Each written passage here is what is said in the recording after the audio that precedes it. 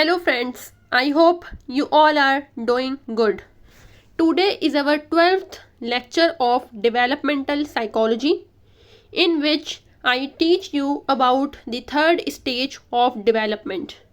As you know that we started the stages of development.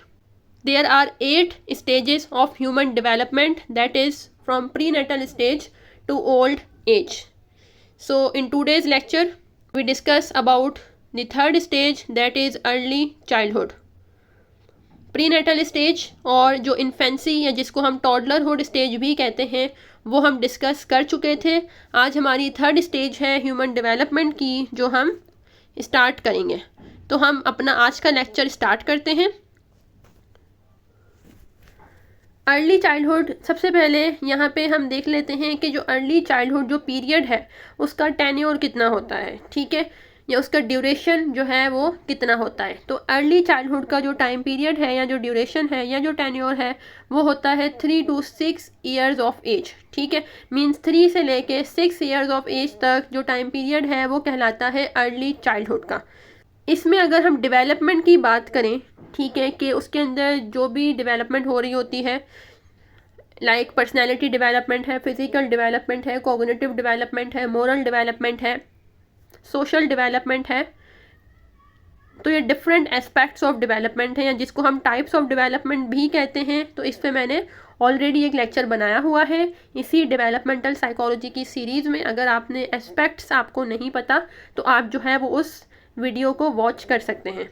तो इस stage में early childhood में जो डेवलपमेंट है वो स्लो होती है, ठीक है, और स्टेबल हो जाती है देन इन्फेंसी एंड टॉडलरहुड. अच्छा, यहाँ पे मैं आपको एक बात क्लियर कर दूँ कि जैसे एक क्वेश्चन आता है, ये मैंने आपको लास्ट वीडियो में भी बताया था, लास्ट लेक्चर में भी बताया था कि सबसे ज़्यादा अगर आपसे पूछा जाता है कि फिज़िकल डेवलपमेंट जो है वो किस स्टेज ऑफ डेवलपमेंट में सबसे ज़्यादा होती है, ठीक है, या सबसे ज़्यादा रैपिडली किस स्टेज में ह्यूमन के अंदर फिज़िकल डेवलपमेंट हो रही होती है, ठीक है, तो इसका आंसर है प्रीनेटल स्टेज, ठीक है. प्रीनेटल स्टेज एक ऐसी स्टेज है या जो फर्स्ट स्टेज है डेवलपमेंट की, उसके अंदर जो सबसे ज़्यादा रैपिडली जो डेवलपमेंट हो रही होती है वो होती है फिज़िकल डेवलपमेंट, ठीक है. फिज़िकल डेवलपमेंट जो है वो बहुत तेज़ी से हो रही होती है प्रीनेटल स्टेज में.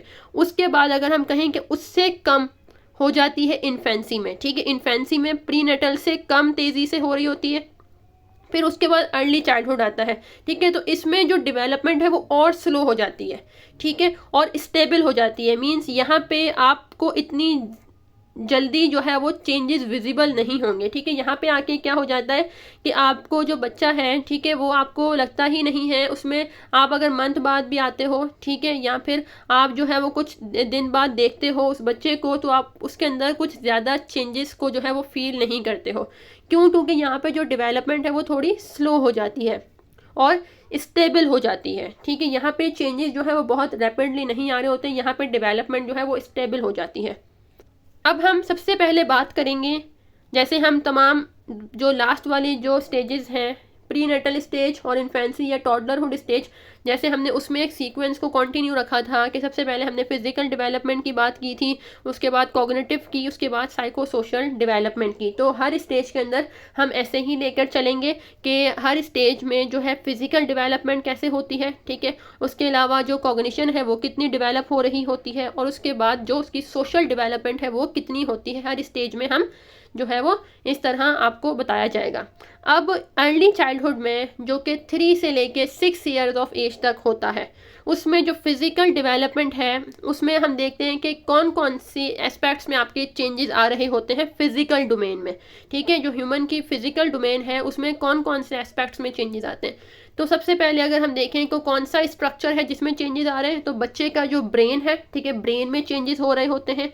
हमारी जो ग्रॉस और फाइन मोटर स्किल्स होती हैं उसमें चेंजेस आ रहे होते हैं, ठीक है, और जो हमारी हेल्थ है वो भी जो है वो इस स्टेज में बहुत जल्दी से जो है वो अफेक्ट हो सकती है, ठीक है. इस स्टेज में जो टॉडलर्स हैं उनकी अगर हम फिज़िकल अपीयरेंस की बात करें, ठीक है, तो उनका जो है वो एक एथलेटिक लुक जो है वो दे रहे होते हैं, ठीक है। उनकी जो फिजिकल अपीयरेंस है इस स्टेज में, अर्ली चाइल्डहुड में जो बच्चों की फिजिकल अपीयरेंस होती है, तो इसमें बच्चे जो हैं उनकी जो बॉडी है वो लीनर हो जाती है, ठीक है। मतलब बच्चे इस स्टेज में क्या है, दुबले पतले हो जाते हैं, ठीक है, और एक एथलेटिक लुक जो है वो दे रहे होते हैं। इस स्टेज में बच्चों का जो ट्रंक है और जो लिम्स होते हैं, ठीक है, वो बहुत तेज़ी से जो है वो ग्रो कर रहे होते हैं, ठीक है। उनका जो साइज़ है वो इंक्रीज़ हो रहा होता है, ठीक है, लिम्स का और ट्रंक का, ठीक है। इसके अलावा एब्डोमिनल मसल्स जो हैं, ठीक है, वो फॉर्म हो रहे होते हैं, और जो स्टमक है उसकी जो अपीयरेंस है वो भी टाइट हो रही होती है, ठीक है। मीन्स क्या होता है कि जैसे इन्फेंसी है या जो टॉडलरहुड में क्या होता है कि बच्चों का अगर हम एब्डोमिन देखें या उसकी ओवरऑल जो हम बॉडी की स्किन देखते हैं, ठीक है, उसमें आपको जो है वो बल पड़े हुए नजर आएंगे, ठीक है। उनकी जो स्किन होगी वो बहुत ज़्यादा लूज हुई भी होती है, ठीक है। लेकिन जैसे जैसे अब अर्ली चाइल्डहुड में बच्चा आ जाता है तो उसके जो बॉडी के मसल्स हैं वो टाइट होना शुरू हो जाते हैं, ठीक है। उसकी जो स्टमक है, अब आपको जो है वो एक स्टमक के ऊपर कोई बल वगैरह जो है या कोई लूज स्किन जो है वो नज़र नहीं आएगी, ठीक है। बल्कि यहाँ पे क्या है, उसके मसल्स जो है वो फॉर्म्ड हो चुके हैं, तो अब जो उसका स्टमक है वो भी टाइटली जो है वो अपीयर हो रहा होता है। और अगर हम इनके फिजिकल प्रोपोर्शन की बात करें तो वो भी जो है वो कॉन्टीन्यूसली इसमें भी चेंजेस आ रहे होते हैं, ठीक है। मीन्स अगर प्रोपोर्शन, जैसे मैंने आपको लास्ट लेक्चर में भी बताया था कि जैसे हम नॉन लिविंग को जब हम स्टडी कर रहे होते हैं तो वहाँ पे हम वॉल्यूम की टर्म यूज़ करते हैं, ठीक है, किसी भी ऑब्जेक्ट के लिए। तो यहाँ पे जो है वो प्रोपोर्शन का भी बिल्कुल वही मतलब है कि प्रोपोर्शन मीन्स कि वो कितना जगह जो है वो चीज़ ले रही है, ठीक है। तो यहाँ पे बच्चे का जो फिजिकल प्रोपोर्शन है, ठीक है, वो भी क्या हो रहा है, उसमें भी चेंजेस हो रहे होते हैं। तो यहाँ पे आके हम बच्चे को जो है वो प्री स्कूलर भी कह रहे होते हैं। इसके अलावा बच्चे का जो हेड है वो यहाँ पे इस स्टेज में भी लार्ज होता है, लेकिन अगर हम इन्फेंसी के साथ या टॉडलरहुड के साथ कंपेयर करें तो यहाँ पे बच्चे का हेड जो है वो उसके कंपैरिजन में थोड़ा कम होता है, ठीक है, साइज में। तो इन्फेंसी या टॉडलरहुड में बच्चे का जो हेड है वो बहुत ज़्यादा लार्ज होता है, लेकिन इन अर्ली चाइल्डहुड में बच्चे का जो हेड है वो थोड़ा जो है उसका जो साइज़ है वो कम हो जाता है, लेकिन फिर भी अभी लार्ज है। जब तक इंडिविजुअल एडल्टहुड तक नहीं चले जाता उस वक्त तक उसका जो हेड का साइज़ होता है वो लार्ज होता है, और जब इंडिविजुअल जो है वो एडल्टहुड में चले जाता है उस वक्त उसका जो ब्रेन का साइज़ है, ठीक है, वो बड़ा होता है, ठीक है। ब्रेन जो है उसका जो वेट है वो बड़ा होता है, वो ज़्यादा होता है, और उसका जो हेड का साइज़ है वो कम होता जाता है। इसके बाद 3-year-old preschoolers may grow to be about 38 inches tall and weight about 32 pounds, ठीक है। यहाँ पे उसकी हाइट की बात की गई है कि बच्चे का जो हाइट है उसमें कितना इंक्रीज आता है और जो वेट है वो कितना गेन होता है। By age 6, children reach a height of about 46 inches and weight about 46 pounds. 6 years तक बच्चे का जो हाइट है वो 46 इंच हो जाती है और उसका जो वेट है वो अबाउट 46 पाउंड जो है उसको रीच करता है। अच्छा, अब ये जो आपको फिगर्स बताई गई हैं कि 3 ईयर्स में जो बच्चे का जो वेट है वो 32 पाउंड हो जाता है और उसकी जो हाइट है 38 इंच, और इसी तरह 6 ईयर्स तक जो वेट और पाउंड है उसमें इतना चेंज आता है। तो ये क्या है, ये एक एवरेज फिगर्स आपको बताई गई हैं, ठीक है। ये जो फिगर्स हैं वो वेरी कर रही होती हैं फ्रॉम चाइल्ड टू चाइल्ड, ठीक है। मीन्स एक बच्चा है, ठीक है, उसका जो वेट है उसमें इतना चेंज नहीं आ रहा, ठीक है, जबकि दूसरा बच्चा है उसमें जो उसकी हाइट है उसका जो वेट है उसमें चेंजेस आपको विजिबल होंगे, ठीक है। तो ये भी क्या है, वेरी करता है। इसके अलावा अगर हम देखें तो ये जो फिगर्स बताई गई हैं, वेट या जो हाइट है इसका इंक्रीज़ होना, ये उसके सोशो इकोनॉमिक स्टेटस पे भी डिपेंड करता है कि वो फाइनेंशियली जो है उसका जो इकोनॉमिक स्टेटस है वो कैसा है, ठीक है। वो पुअर फैमिली से तो बिलोंग नहीं करता, ठीक है, या एलीड क्लास से अगर बिलोंग करता है तो फिर जो है उसके अकॉर्डिंग जो है उसका वेट और उसका हाइट हो सकता है। इसके अलावा उसकी नरिशमेंट, उसकी हेल्थ और हेरिडिटी फैक्टर्स भी इन्वॉल्व होते हैं। तो यहाँ पे ये जो फिगर्स बताई गई हैं ये एवरेज फिगर्स बताई गई हैं।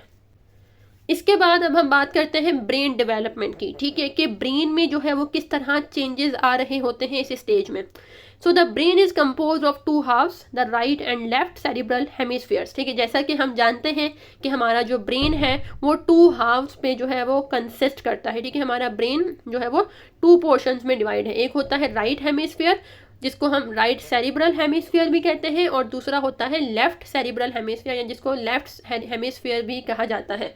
तो ये दो हेमिस्फीयर्स होते हैं, ठीक है। अब जो हमारा लेफ्ट वाला हेमिस्फीयर होता है, ठीक है, जो लेफ्ट सेरिब्रल हेमिस्फीयर है वो हमारी लैंग्वेज, हमारी राइटिंग, लॉजिक और जो हमारी मैथमेटिक्स से रिलेटेड जो स्किल्स होती हैं उसके अंदर इन्वॉल्व होता है, ठीक है। मीन्स अगर हम कहें कि बच्चे के अंदर जो लैंग्वेज डेवलपमेंट है, ठीक है, उसको लिखना आ रहा होता है, ठीक है, वो लॉजिकली चीज़ों को जो है वो थिंक करना स्टार्ट करता है, और जो उसकी मैथमेटिकल स्किल्स हैं लाइक कैलकुलेशन वगैरह, तो ये सारा उसका जो लेफ्ट सेरिब्रल हेमिस्फीयर है, ठीक है, उसको कंट्रोल करता है। इसके अलावा अगर हम क्रिएटिविटी को देखें, ठीक है, एक बच्चा क्रिएटिव है, फैंटास्टिक है, आर्टिस्टिक है, उसके अंदर म्यूजिकल स्किल्स मौजूद हैं, ठीक है, तो वो जो है उसका राइट सेरिब्रल हेमिस्फीयर जो है उसके लिए रिस्पॉन्सिबल है, ठीक है। राइट सेरिब्रल हेमिस्फीयर हमारी क्रिएटिविटी को, फैंटेसी को, आर्टिस्टिक और जो हमारी म्यूजिकल स्किल्स हैं, ठीक है, उसको जो है वो कंट्रोल कर रहा होता है या उसके लिए रिस्पॉन्सिबल होता है। अच्छा, अब ये जो टू सेरिब्रल हेमिस्फीयर्स हैं, इनकी जो डेवलपमेंट है वो डिफरेंट रेट में होती है, ठीक है। डिफरेंट रेट का मतलब क्या है? डिफरेंट रेट का मतलब ये है कि दोनों की जो डेवलपमेंट है वो एक साथ नहीं हो रही, ठीक है भले वो दोनों सेरिब्रल हेमिस्फीयर्स हमारे ब्रेन के ही पोर्शन हैं दोनों के दोनों, लेकिन लेफ्ट हेमिस्फीयर की डेवलपमेंट जो है और राइट हेमिस्फीयर की जो डेवलपमेंट है वो दोनों आपस में वेरी कर रही है, ठीक है, डिफरेंट रेट में होती हैं। जैसे यहाँ पे बताया गया है कि जो हमारा लेफ्ट सेरिब्रल हेमिस्फीयर होता है, ठीक है, वो अर्ली चाइल्डहुड में मींस के जो अभी हम स्टेज पढ़ रहे हैं, ठीक है, उसमें उसकी जो है डेवलपमेंट हो जाती है, ठीक है। जबकि हमारा जो राइट सेरिब्रल हेमिस्फीयर होता है वो अगर हम उसकी कंप्लीट डेवलपमेंट की बात करें कि हमारा जो राइट सेरिब्रल हेमिस्फीयर है उसकी कंप्लीट डेवलपमेंट कब होती है, तो वो होती है हमारे मिडिल चाइल्डहुड में, जिसकी एज रेंज है 7 से 11 ईयर्स तक। तो ये क्या बताया गया है कि हमारे जो बोथ सेरिब्रल हेमिस्फीयर्स हैं उनकी जो डेवलपमेंट है वो डिफरेंट रेट में हो रही है, ठीक है। जो लेफ्ट वाला सेरिब्रल हेमिस्फीयर है वो हमारा कंप्लीटली अर्ली चाइल्डहुड में डेवलप हो जाता है, जबकि हमारा जो राइट सेरिब्रल हेमिस्फीयर होता है वो हमारा मिडिल चाइल्डहुड में जाके उसकी जो डेवलपमेंट है वो कंप्लीट होती है। The left cerebral hemisphere predominates earlier and longer, which may explain why children acquire language so early and quickly. और यही वजह होती है कि अर्ली चाइल्डहुड में, ठीक है, 3 से लेके 6 ईयर्स या फिर 2 से लेके 6 ईयर्स ऑफ एज। अच्छा, यहाँ पे मैं आपको बताना भूल गई बिल्कुल स्टार्टिंग में जो हमने डिस्कस किया कि जो अर्ली चाइल्डहुड की जो स्टेज है वो 3 से 6 ईयर्स तक होती है, ठीक है। तो कहीं पे आपको 2 से 6 भी आपको मिल सकता है, ठीक है। तो यहाँ कंफ्यूज या परेशान होने की ज़रूरत नहीं है कि मैंने आपको कह दिया कि 3 से 6 ईयर्स तक होती है, यहाँ पे आपको 2 मिल रहा है, ठीक है। तो 2 से भी 6 हो सकती है, ठीक है, कहीं पे आपको 2 से 6 मिलेगा और कहीं पे आपको जो है वो 3 to 6 ईयर्स ऑफ एज भी मिल सकता है। तो ये फिगर्स जो है वो इसमें थोड़ी बहुत चेंजेस जो है वो हो सकती हैं। तो अब क्योंकि हमारा जो लेफ्ट सेरिब्रल हेमिस्फीयर है जो कि हमारी लैंग्वेज को कंट्रोल कर रहा होता है, ठीक है, हमारी लैंग्वेज के लिए रिस्पॉन्सिबल होता है, ठीक है, तो क्योंकि हमने अब ये पढ़ा कि जो लेफ्ट सेरिब्रल हेमिस्फीयर है वो अर्ली चाइल्डहुड में डेवलप हो जाता है, तो यही वजह होती है कि अर्ली चाइल्डहुड में जो बच्चा है उसकी जो लैंग्वेज है वो बहुत तेज़ी से डेवलप हो रही होती है, या जो बच्चा है उसकी जो लैंग्वेज है, ठीक है, वो 6 ईयर्स तक जो है वो कंप्लीट बात जो है वो करना स्टार्ट कर देता है कि मैंने किस तरह सेंटेंसेस को प्रोनाउंस करना, ठीक है, क्लियर जो है अटरेंस ऑफ सेंटेंसेस जो है वो प्रोनाउंस करना स्टार्ट कर देता है। तो इसका रीज़न क्या होता है? क्योंकि उस टाइम पे उसका जो लेफ्ट सेरिब्रल हेमिस्फीयर है अर्ली चाइल्डहुड में वो कम्प्लीटली डेवलप हो चुका होता है। सो दैट्स वाई जो चाइल्ड है वो लैंग्वेज को बहुत तेज़ी से एक्वायर कर रहा होता है। Another aspect of brain development is handedness, ठीक है। इसके अलावा अगर हम देखें कि जो दूसरा एस्पेक्ट है, ठीक है, ब्रेन डेवलपमेंट का, वो होता है हैंडेडनेस, ठीक है, या जिसको हम कहते हैं कि बच्चा जो है इस स्टेज में क्या करता है कि वो जो है अपने वन हैंड को जो है वो प्रेफर कर रहा होता है किसी भी काम करने के लिए।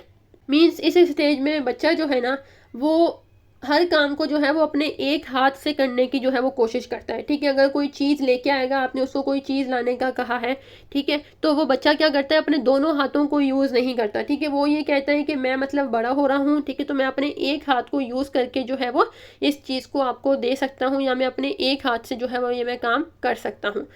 तो यहाँ पे जो हैंडेडनेस है उसमें भी हमारे चेंजेस आ रहे होते हैं, ठीक है। जैसा कि पहली स्टेज में, जो इससे पहले वाली स्टेज है, उसमें जो है बच्चा दोनों हाथों का यूज़ कर रहा होता है। इस स्टेज में आके बच्चा जो है वो अपने एक हाथ को जो है वो प्रेफर करता है किसी भी काम को करने के लिए।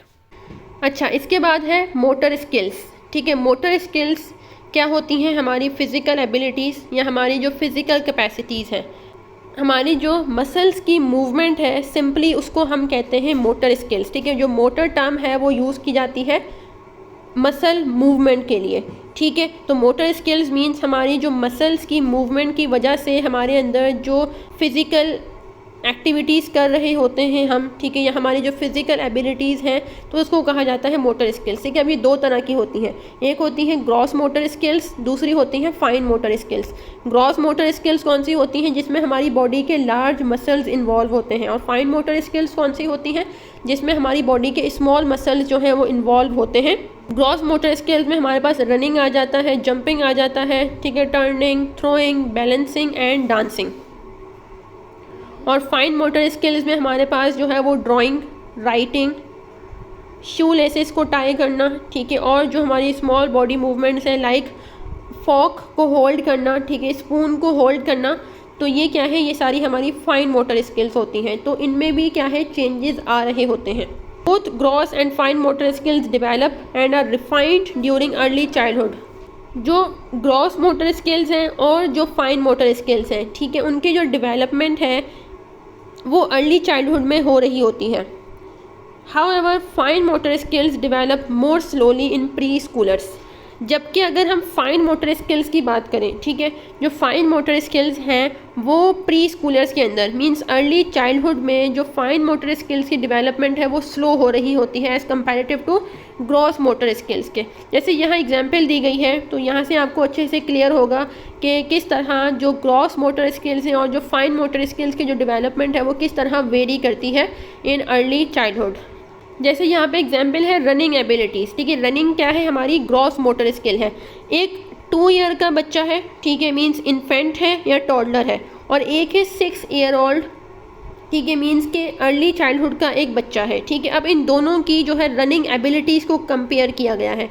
ठीक है, तो हम ये देखते हैं कि जो 2 साल का बच्चा है उसकी जो रनिंग एबिलिटीज़ है वो लिमिटेड है। ठीक है, वो इतना दौड़ नहीं सकता, या वो अगर रन कर भी रहा है, ठीक है, तो उसके अंदर एक लिमिटेड जो है वो एबिलिटी है, उसके अंदर एक लिमिटेड कैपेसिटी है रनिंग की। जबकि 6 ईयर का बच्चा जो है वो बहुत तेज़ी से भी दौड़ सकता है, ठीक है, जंपिंग भी साथ साथ कर सकता है, और साथ साथ जो दूसरे एक्शंस हैं वो भी रनिंग के दौरान ही परफॉर्म कर सकता है। तो ये क्या है? ये अगर हम कंपैरिजन करके देख रहे हैं तो ये है कि किस तरह जो ग्रॉस मोटर स्किल्स हैं वो दोनों की वेरी कर रही हैं। इसके अलावा अगर मैं आपको कहूँ कि जो फाइन मोटर स्किल्स हैं, ठीक है, वो भी जो है वो चेंज होती हैं, वो भी उसके अंदर भी जो है वो भी वेरी कर रही होती हैं। जैसे 2 इयर्स का बच्चा जो है उसको पेंसिल पकड़ना नहीं आता है, लेकिन अगर हम 6 साल का बच्चा देखें तो वो जो है वो पेंसिल को अच्छे से उससे ड्राइंग भी कर रहा होता है, उससे आप जो भी कुछ कहते हो तो वो बना के आपको दे सकता है। लेकिन जो 2 साल का बच्चा है उसको पेंसिल होल्ड करना भी अभी नहीं आता है। तो क्या है कि जो मोटर स्किल्स हैं उसमें भी डेवलपमेंट हो रही होती है विद द टाइम। अच्छा, फिज़िकल डेवलपमेंट जो है वो यहाँ पे कंप्लीट होती है। इसके बाद आती है कॉग्निटिव डेवलपमेंट। अर्ली चाइल्डहुड में जो बच्चे की कॉग्निशन है उसमें क्या क्या चेंजेस आ रही होती हैं। ठीक है, तो कॉग्निटिव डेवलपमेंट की अगर हम बात करें तो इस स्टेज में बच्चा जो है वो चीज़ों को अंडरस्टैंड करना शुरू करता है, एक्सप्लेन करता है, ऑर्गेनाइज करता है, और जो है इवेंट्स को या जो सामने वाले के क्या रिस्पॉन्सेस हो सकते हैं, उसके क्या कॉन्सिक्वेंसेस हो सकते हैं, उसको प्रिडिक्ट करना स्टार्ट कर देता है इन दिस स्टेज। अगर हम जीन पियाजे की बात करें, ठीक है, कॉग्निटिव डेवलपमेंट के अंदर इनका बहुत बड़ा नाम है जीन पियाजे का। जीन पियाजे जो है इनको डेवलपमेंटल साइकोलॉजी का फाउंडर भी कहा जाता है। ठीक है, अगर क्वेश्चन आता है कि डेवलपमेंटल साइकोलॉजी का फाउंडर कौन है इस फील्ड का, तो वो है जीन पियाजे। जीन पियाजे ने जो है वो अपनी कॉग्निटिव थ्योरी ऑफ डेवलपमेंट दी थी, जिसमें इन्होंने ये बताया था कि एक चाइल्ड जो है उसकी जो कॉग्निशन है वो किस तरह उसमें चेंजेस आ रहे होते हैं, या एक चाइल्ड की कॉग्निशन जो है वो कैसे डेवलप होती है। इस थ्योरी में इन्होंने 4 स्टेजेस की जो है वो बात की थी। इन्होंने कहा था एक बच्चा जो है वो इन 4 स्टेजेस से जो है वो गुजरता है और उसकी जो कॉग्निशन है वो डेवलप होती है। सबसे पहली थी सेंसरी मोटर स्टेज, फिर थी प्री ऑपरेशनल स्टेज, फिर थी कॉन्क्रीट ऑपरेशनल स्टेज, और लास्ट थी formal operational stage. Early childhood का जो पीरियड है, ठीक है, तो पियाजे के अकॉर्डिंग अर्ली चाइल्डहुड वाली जो स्टेज है वो सेकंड स्टेज है। ठीक है, मींस के जो प्री ऑपरेशनल स्टेज है वो कहलाती है अर्ली चाइल्डहुड वाली स्टेज, ठीक है, मीन्स कि अर्ली चाइल्डहुड में जो कॉग्निशन है, ठीक है, अकॉर्डिंग टू पियाजे वो है प्री ऑपरेशनल स्टेज, ठीक है, जिसमें बच्चे की जो है वो लॉजिकल थिंकिंग नहीं होती, ठीक है, बच्चे जो है वो वॉल्यूम के अंदर डिफ्रेंशिएट नहीं कर पा रहे होते, ठीक है, मीन्स सिर्फ और सिर्फ चीज़ के या ऑब्जेक्ट के सिर्फ एक एस्पेक्ट पे उनका फोकस होता है, जिसको हम कहते हैं सेंट्रेशन। इसके अलावा इस स्टेज में बच्चों के अंदर जो है वो ईगो सेंट्रिज्म होता है, ठीक है, मीन्स वो सिर्फ और सिर्फ अपने पॉइंट ऑफ व्यू को ही इम्पोर्टेंस देते हैं, ठीक है, उनको लगता है कि जैसा अगर मैं इस इवेंट के बारे में सोचता हूँ तो हर कोई जो है वो वैसा ही सोचता है, या उस चीज़ के बारे में या उस इवेंट के बारे में हर किसी का वैसा ही ख्याल है जैसा कि मेरा पॉइंट ऑफ व्यू है या मेरी जो थिंकिंग है। तो ये जो है मैंने आपको बताया कि इस स्टेज में जो कॉग्निशन है अकॉर्डिंग टू पियाजे वो कैसी होती है। तो इसमें बच्चे की जो अंडरस्टैंडिंग है वो जो है वो कुछ हद तक डेवलप होती है, ठीक है, मीन्स बच्चा चीज़ों को अंडरस्टैंड करना स्टार्ट करता है, प्रिडिक्शन जो है वो प्रिडिक्ट करना स्टार्ट कर देता है।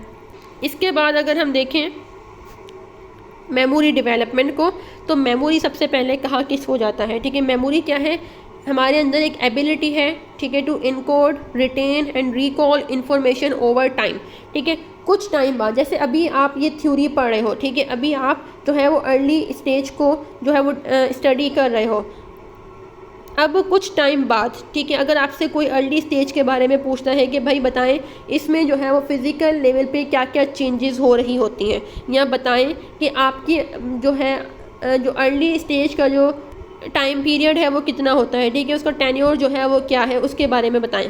तो ये क्या है कि अब आप देखो कि आप उस इंफॉर्मेशन को एनकोड कर पा रहे हो, आप उसको जो है वो रिकॉल कर पा रहे हो, तो इसको कहा जाता है मेमोरी, ठीक है, कि हम क्या करते हैं, अभी आप ये लेक्चर सुन रहे हो, ठीक है, तो अभी आप क्या कर रहे हो, इस इन्फॉर्मेशन ये जो है आपके अंदर कोड हो रही है, आपके अंदर ये इन्फॉर्मेशन जो है वो रिटेन हो रही है, ठीक है, आप इस इन्फॉर्मेशन को भी एनकोड कर रहा है आपका ब्रेन और फिर इसको रिटेन करेगा। अच्छा, अब जो रिटेनिंग है ये भी कुछ फैक्टर्स पे डिपेंड करती है, ठीक है, आपका अटेंशन आ जाती है कि आप उस चीज़ पे अटेंशन पे कर रहे हो या नहीं, अगर आप उस चीज़ पे अटेंशन पे कर रहे हो तभी जो है वो चीज़ आपके माइंड में रिटेन होगी, अदरवाइज़ जो है अगर आप डिस्ट्रैक्ट हो रहे हो बार बार, ठीक है, आपका फोकस नहीं है, आपकी कंसंट्रेशन नहीं है स्टडीज़ की तरफ या इस लेक्चर की तरफ, तो आप जो है वो इस चीज़ को रिटेन नहीं कर सकते हो। तो यहाँ पे रिटेनिंग का जो है वो प्रोसेस हो रहा होता है। इसके बाद थोड़े टाइम बाद अगर आपसे कोई पूछता है तो जब उस टाइम पे अगर आप उस चीज़ को रिकॉल कर पा रहे हो तो इट मीन्स जो है आपके अंदर जो एबिलिटी है, जो आपकी मेमोरी है वो स्ट्रॉन्ग है। अच्छा, अब इस स्टेज में क्या होता है, बच्चों की अगर हम मेमोरी की बात करें तो child must learn to encode objects, people and places and later be able to recall them from long-term memory. Furthermore, these children are better at recognition than at recall memory task.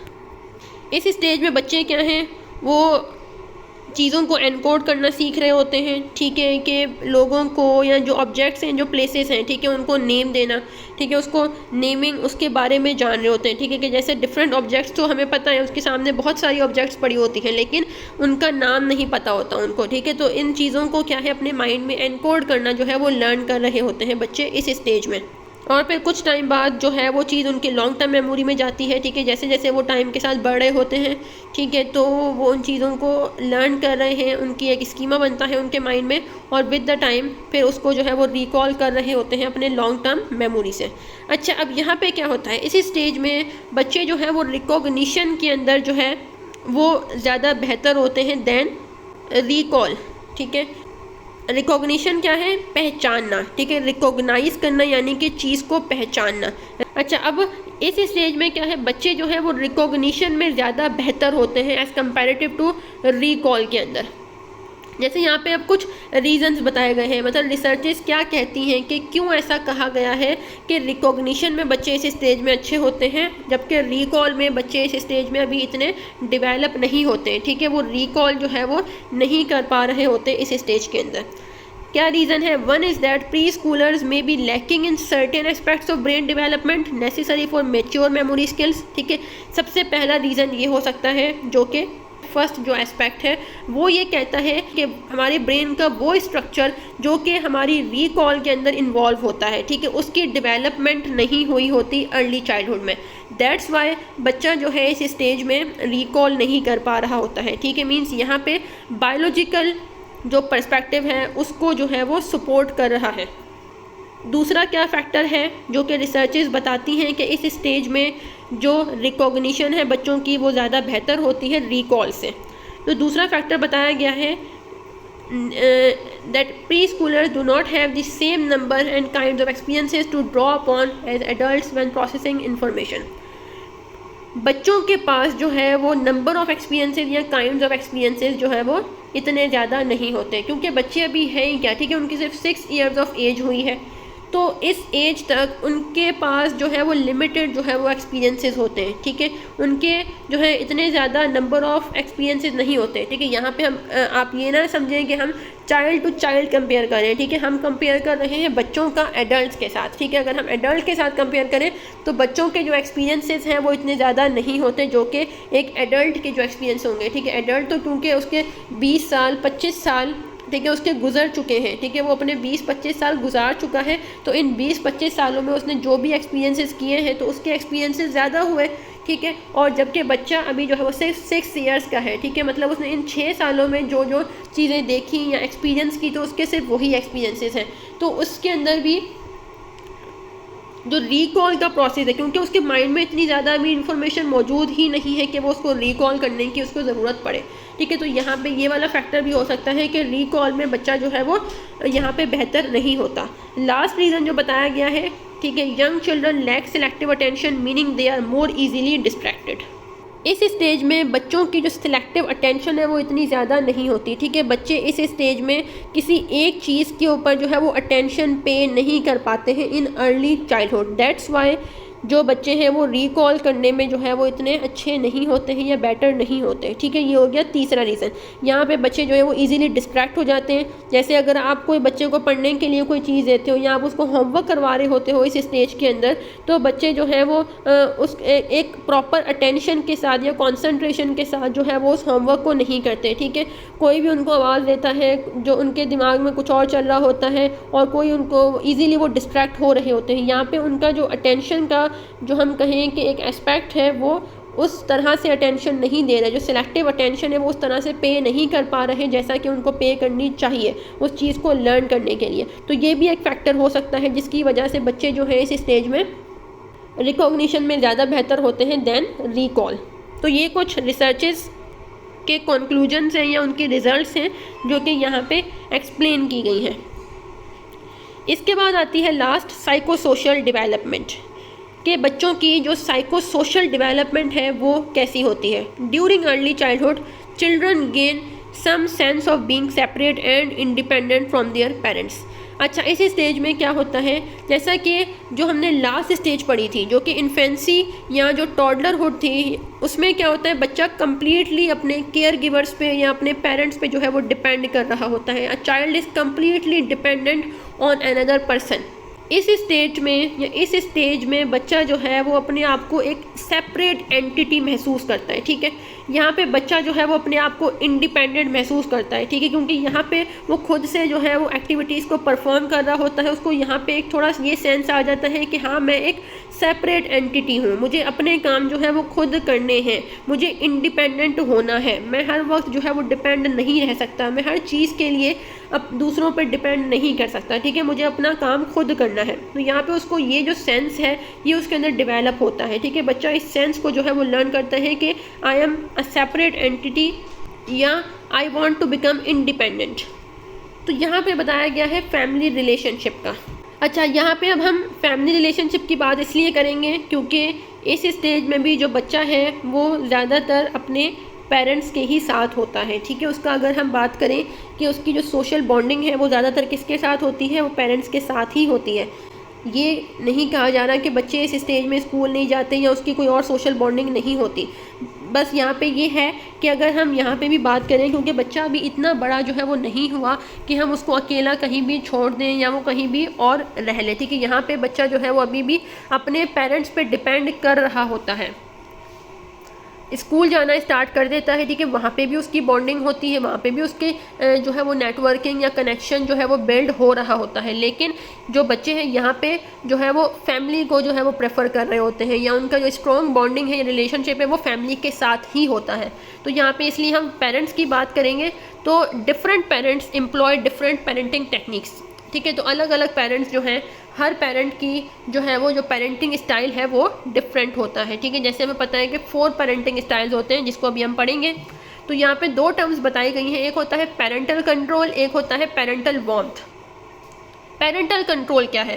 Parental control हम कहते हैं कि वो parents, ठीक है, means ऐसी parenting techniques या ऐसे पेरेंटिंग स्टाइल्स जिसमें पेरेंट्स क्या करें, थोड़े रेस्ट्रिक्टिव होते हैं, ठीक है, थोड़ी लिमिटेशंस या अपने बच्चों के लिए कुछ बाउंड्रीज जो है वो सेट कर देते हैं, ठीक है। उनको कहते हैं कि आपने ये ऐसे करना है, ये नहीं करना, मीन्स एक तरह से कुछ लिमिटेशंस या बाउंड्रीज जो है वो बना देते हैं। तो इसको कहा जा रहा है पेरेंटल कंट्रोल। यहाँ पे पेरेंट्स जो है वो अपने बच्चों को जो है उनके ऊपर जो है वो एक कंट्रोल रखा हुआ है उन्होंने, ठीक है, कि बच्चे ये नहीं कर सकते, इनके लिए ये ठीक है, ये अच्छा है, ये बुरा है, ये इनको करना चाहिए, ये इनको नहीं करना चाहिए, ठीक है। तो इसको कहा जाता है पेरेंटल कंट्रोल।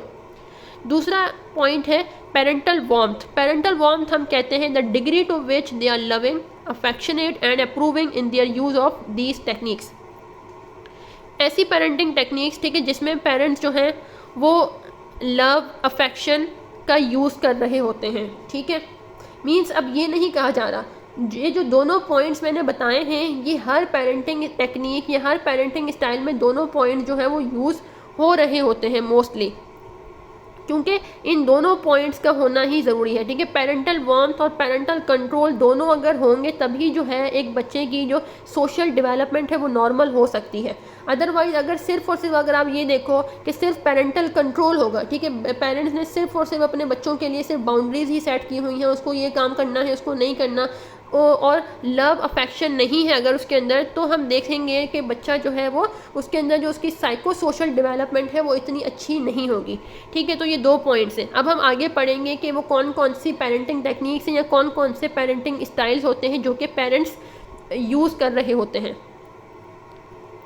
तो टोटल जो है वो 4 पेरेंटिंग स्टाइल्स होते हैं, जिसको हम पेरेंटिंग टेक्निक्स भी कहते हैं। सबसे पहला है ऑथोरिटेरियन पेरेंट्स या authoritarian parenting style. Authoritarian parenting style क्या होता है? जिसमें पेरेंटल कंट्रोल हाई होता है और पेरेंटल वार्मथ जो है वो लो होती है, ठीक है। जैसे मैंने आपको बताया पेरेंटल कंट्रोल क्या है, जिसमें पेरेंट्स क्या है, रेस्ट्रिक्टिव होते हैं, लिमिटेशंस जो है वो अपने बच्चों के लिए लगा देते हैं, ठीक है, या उनके लिए कुछ बाउंड्री सेट कर देते हैं।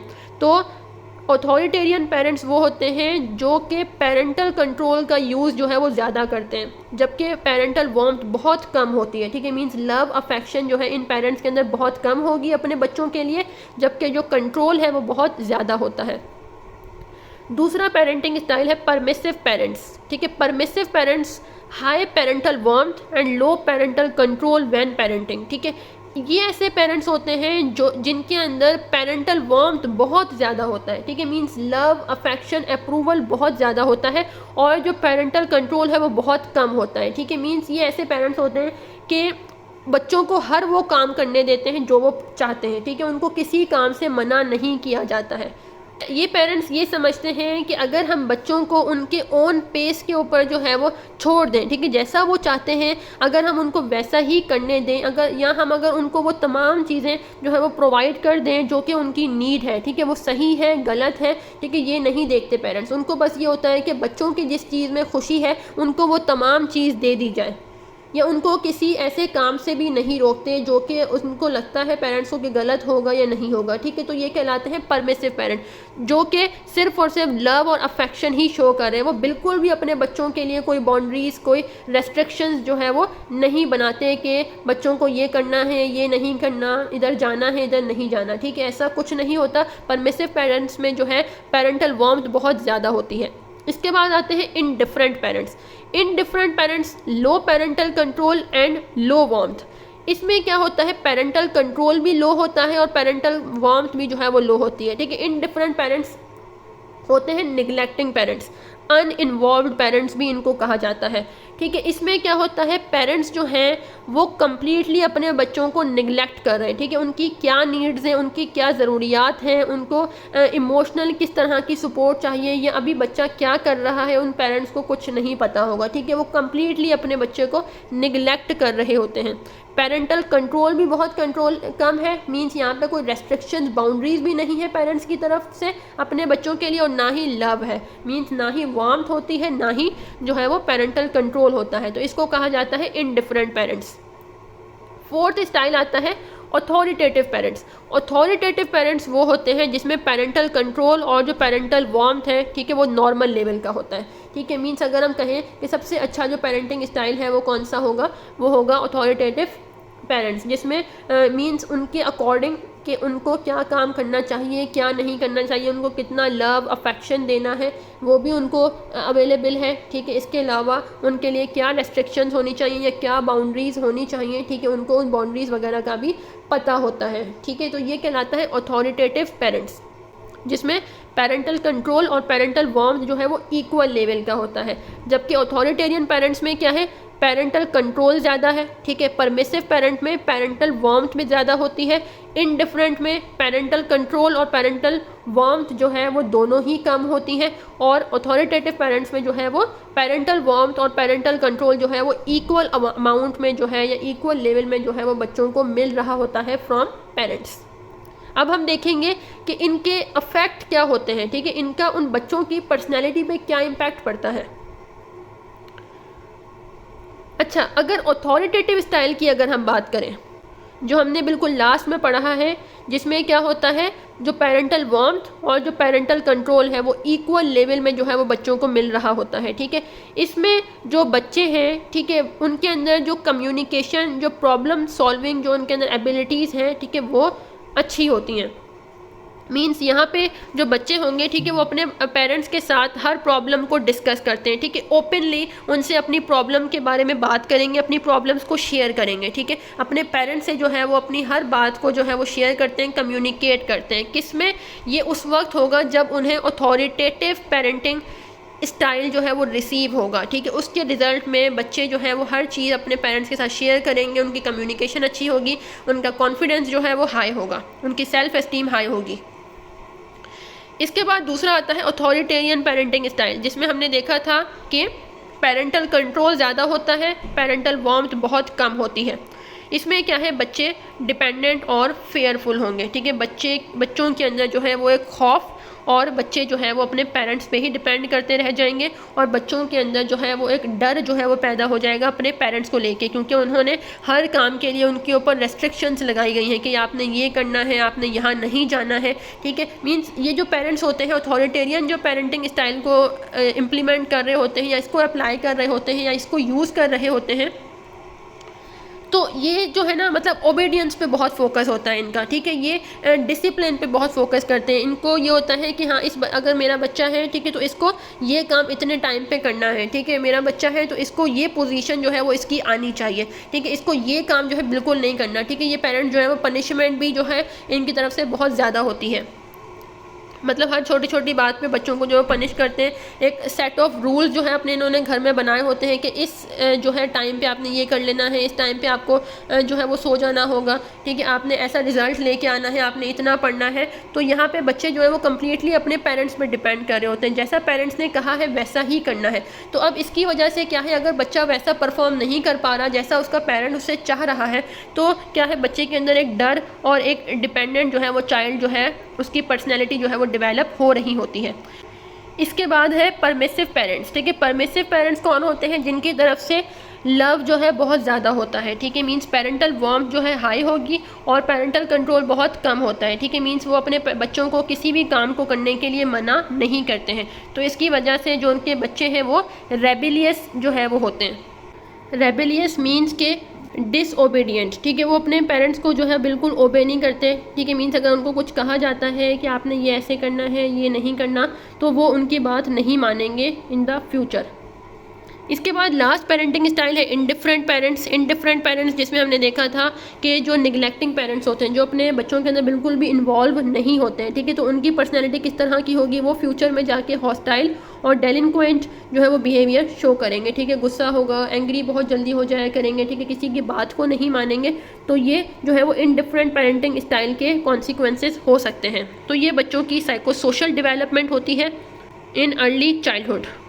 इसके बाद अगर हम इमोशंस की बात करें, तो 2 नेगेटिव ऐसे इमोशंस हैं जो कि बच्चे अर्ली चाइल्डहुड में एक्सपीरियंस कर रहे होते हैं, जिसमें एक होता है फियर और दूसरा होता है एग्रेशन, ठीक है। फियर और एग्रेशन ऐसे इमोशंस हैं जो कि बच्चे अर्ली चाइल्डहुड में जो है वो एक्सपीरियंस कर रहे होते हैं। यहाँ पे अगर हम फेयर की बात करें, ठीक है, तो वो किस चीज़ को लेके हो सकता है? फेयर जो है बच्चों को एनिमल्स को लेके हो सकता है, ठीक है, बॉडी इंजरी को लेके हो सकता है, या कोई अंधेरा है बहुत ज़्यादा कहीं पे, तो उस अंधेरे की वजह से बच्चों को डर लग रहा होता है, ठीक है, लाउड नॉइजेज़ हो सकती हैं, स्ट्रेंजर्स और being separated from their parents, या उनको ये डर होता है कि मेरी मम्मा मेरे पापा जो है वो कहीं मुझसे दूर ना चले जाएं, ठीक है, किसी के घर ना चले जाएं मुझे छोड़ के, तो इस चीज़ का जो है इनको डर होते हैं, ठीक है। अच्छा, अब ये जो फियर्स हैं, इन फियर्स को लेके जो उन बच्चों को एंजाइटी होती है, तो ये नॉर्मल है, ठीक है। हम ये नहीं कहेंगे कि इन फियर्स की वजह से जो बच्चों के अंदर या इन चीज़ों को लेके कि वो डार्क प्लेसेस से डर रहा है बच्चा, ठीक है, उसको किसी एनिमल से डर लग रहा है, उसको एंजाइटी होती है, तो ये क्या है, ये नॉर्मल है। ये क्या है, विद द टाइम ये जो फियर है ये ख़त्म हो जाते हैं बच्चों से। अच्छा, इसके बाद है एग्रेशन। एग्रेशन की अगर हम बात करें तो 2 ईयर्स या जो 3 ईयर्स की जो एज होती है, मींस टॉडलरहुड या इन्फेंसी में जो एग्रेशन है बच्चों का किस तरह का होता है? जब भी बच्चों को गुस्सा आता है, इन्फेंसी या टॉडलरहुड स्टेज के अंदर जो बच्चे हैं जब वो गुस्सा करते हैं तो वो दूसरों को हार्म करते हैं, ठीक है। उनका गुस्सा ही ये होता है कि दूसरों को मारना, ठीक है, दूसरे बच्चों को बाइट करेंगे, ठीक है। या कुछ बच्चे होते हैं जो अगर पेरेंट्स वगैरह बैठे हुए हैं, कोई चीज़ें उठा के जो है वो फेंकना शुरू कर देते हैं, ठीक है। अगर किसी बड़े ने पकड़ा हुआ है, ठीक है, उसके जो बाल हैं वो खींचना शुरू कर देते हैं, तो ये उनका एग्रेशन होता है, ठीक है। वो इंटेंशनली जो है वो दूसरों को हार्म कर रहे होते हैं, तो हम समझते हैं कि हाँ बच्चे को जो है वो गुस्सा आ रहा है। लेकिन क्या होता है विद द टाइम, मींस जब बच्चा 6 ईयर्स तक हो जाता है, ठीक है, अर्ली चाइल्डहुड में आ जाता है, तो उसका ये जो एग्रेशन है ये कम होना शुरू हो जाता है, ठीक है। यहाँ पे बच्चा ये समझना शुरू कर देता है कि दूसरों को हार्म करना जो है वो एक एक्सेप्टेबल वे नहीं है, ठीक है, अपने एग्रेशन को ख़त्म करने के लिए। तो इस स्टेज में बच्चों का जो एग्रेशन है वो कम हो जाता है एज कंपेरेटिव टू इन्फेंसी और toddlerhood. So this was all about today's lecture. अगर आपका आज के लेक्चर से रिलेटेड कोई भी क्वेश्चन है तो आप मुझसे कमेंट सेक्शन में पूछ सकते हैं। अपना बहुत सारा ख्याल रखिएगा। अल्लाह हाफिज़।